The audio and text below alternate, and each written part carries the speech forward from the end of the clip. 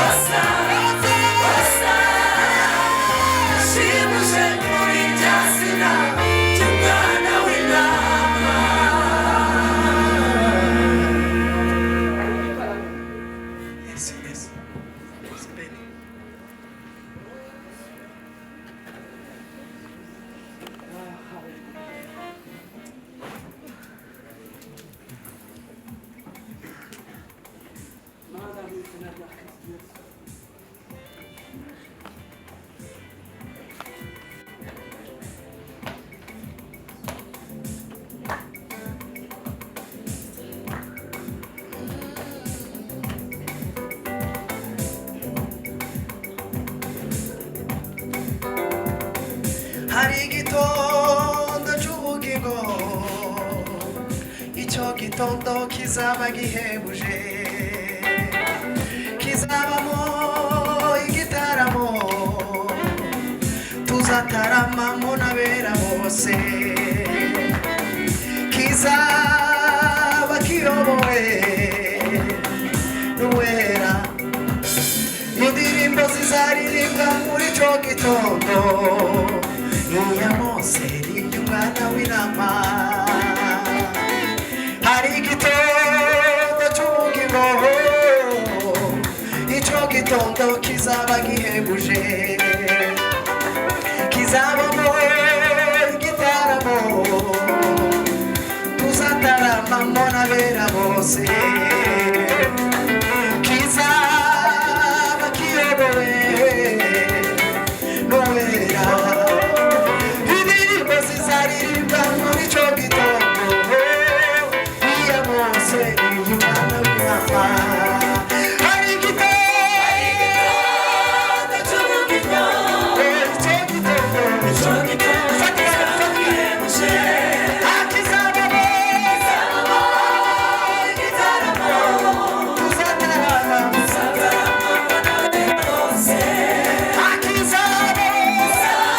n'abera bose,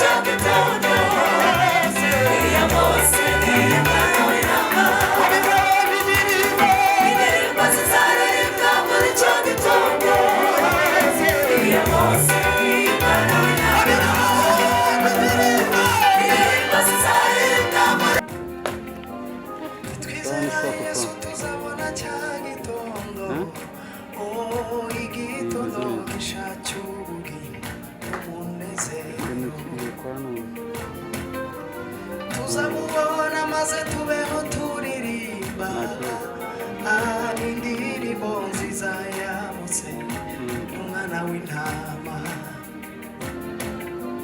Tuzamubona maze tubeho turirimba, indirimbo nziza ya Mose n'umwana w'intama. Tuzamubona maze tubeho turirimba, indirimbo nziza ya Mose umwana w'intama. Itwizera Yesu tuzabona cya gitondo, igitondo gishya cy'ubugingo n'umunezero. Tuzamubona maze tubeho turirimba, indirimbo nziza ya Mose n'umwana w'intama. Itwizera Yesu tuzabona cya gitondo,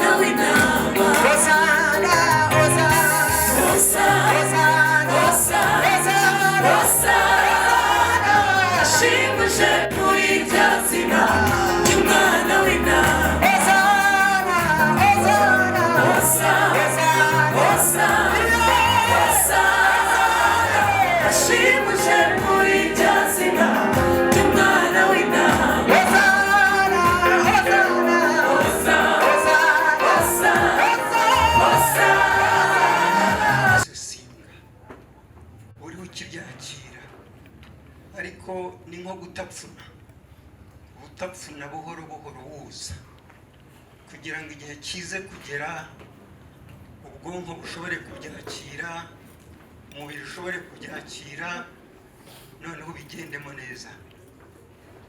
Kandi nzi yuko abenshi ari abo mu muryango wa Seka, ari umuryango mugari wacu, ari abo mu muryango wa Mama Shema, ari inshuti n'abavandimwe.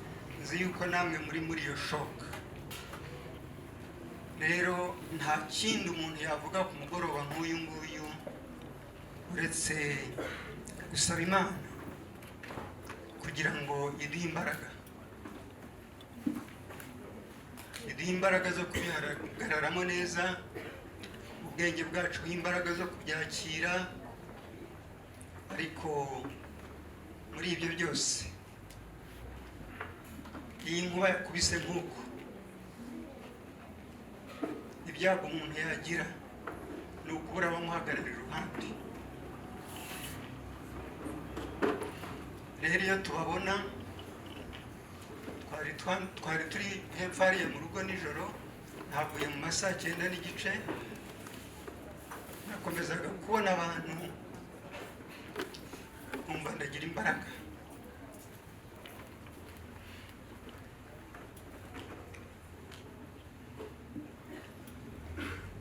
Na mu gitondo tuje twakomeje kubona abantu bikadutera imbaraga.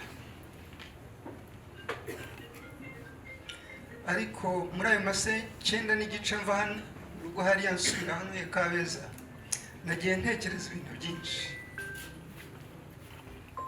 Ngeze n'iwanjye ngo ngiye mu buriri, ntabwo nigeze nsinzira, nakomeje gutekereza ibintu byinshi. Ariko nk'umuntu wizeye, hari icyanditswe cyanshubijemo imbaraga. Ngira ngo muri ubu buryo bwo kubaha ikaze ntibasomere, umuntu wese wumva acitse intege nibura cyongere kuba cyamwubaka, kuko nanjye mpahemo imbaraga.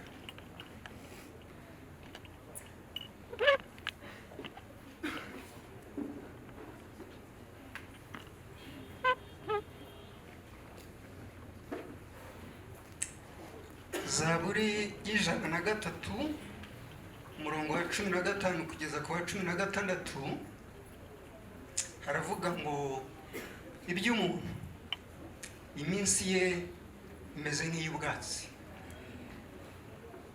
nk'ururabyo rwo ku misozi niko ashisha, kuko umuyaga urunyuraho rugashira, ahantu harwo ntihazarumenya ukundi. Urumva, uwo ni Dawudi, wari warabonye ibintu byinshi, wari waraciye mu bintu byinshi, gaining experience. Agiye kuvuga ku buzima bw'umuntu, abugereranya n'urwo rurabo, yuko rushisha mu mwanya mutoya, ariko mu wundi mwanya umuyaga warunyuraho rukaraba, ndetse n'aho rwari ruri ntihazongere kurwibuka ukundi. Nanone muri Zaburi ya 90 ni icyanditswe nasomye mu masaa 10, umurongo wa 12 hakavuga ngo utwigishe kubara iminsi yacu, uburyo butuma dutunga imitima y'ubwenge.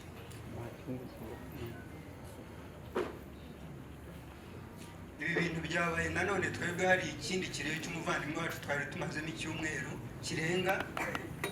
Nijoro nageze mu rugo mva gushyingura Rusororo ari mu masaa 2, mu masaa 4 nibwo Mama Shema yambwiraga ibyo ngibyo. Ariko ibintu nakuyemo n'ibindi byose tumazemo iminsi, abazi umuryango wacu mugari, ibintu twakomeje gucamo muri iyi minsi, iryo ni ryo somo maze gukuramo, yuko ubuzima ari bugufi cyane. Ntabwo bugenderera ngo ufite imyaka 80, bugenderera ngo ufite imyaka 50, 60, ahubwo icyaduha Imana buri munsi wo kubaho kwacu tukawubaho nk'abatari burare muri isi, twitegurira gusangwa umuremyi wacu. Nibwo bwenge. Rero bavandimwe inshuti, inshingano bampaye kuri uyu mugoroba ziroroshye, ni ukugira ngo mbahe ikaze, kugira ngo n'izindi gahunda zikomeze. mu izina rero ry'umuryango wa Seka, mu izina ry'umuryango mugari wa sogokuru rwa Gasore, mu izina ry'uyu muryango twashatsemo tukabyarana aba bana n'uyu watashye, nagira ngo mwese mbashimire ko mwadutabaye, mbashimire ko mwadutabaye mukadufata mu mugongo, mukarushaho gutuma tugira imbaraga zo kubaho no guhangana n'ubuzima bushaririye cyane. Kandi si bwo bwa mbere mwabikora, kuko na se w'uyu mwana atabaruka mwabanye natwe. Nakunze kwibaza cyane abantu bampamagara, nari naheze muri jam nkavuga ntari ku Buseke yaba hari, what would he have said to these people? Yakababwiye iki? Seka ndamuzi cyane, yagacecetse. Reka nanjye ngarukiraho murakoze. Imana ikomeze kuguha kwihangana kandi wakomeye. Ndagira ngo muri aka kanya nakire kwaya Healing Worship Team n'indirimbo imwe, hanyuma yakira ijambo ry'Imana. Imana ibahe umugisha.